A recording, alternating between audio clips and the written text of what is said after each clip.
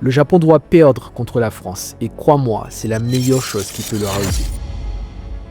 Je vais être honnête et avec tout le respect, le Japon ne doit pas gagner ce match. Point. Mets de côté tes sentiments, tes chouchous ou le pseudo-downfall d'Inzaghi, ce match doit servir de référence. L'équipe doit se manger l'écart qui la sépare de la fameuse génération dorée. C'est une nécessité pour l'attention narrative. Si le Japon gagne tous ses matchs du Nigeria à la finale sans aucune défaite, tu seras satisfait ou sera la sensation de mort imminente qui a fait la force du Blue Lock lors des premières sélections? Le bastard qui gagne tous ses matchs 3-2 alors que ses deux attaquants vedettes se boycottent, c'était insupportable. Cette équipe de France a 3 cracks, dont un génie qu'on n'arrête pas de nous vendre comme le top boy, et pour une fois, les autres ne sont pas des full random. Tu trouverais ça sérieux qu'ils perdent maintenant alors qu'on a Barrow, Shido ou Kunigami sur le banc? Moi non. Si une équipe avec 2 new gen se fait battre en poule, que sera la suite du tournoi? Je veux qu'Ego se casse la tête. Quelle formation est la meilleure? Quels remplacements sont les plus pertinents? Et surtout, si Yoichi Inzaghi est scellé comme QB, qu'est-ce qu'il va faire? Est-ce qu'il va s'évertuer à le garder sur le terrain ou est-ce qu'il va oser le sortir pour un attaquant imprévisible?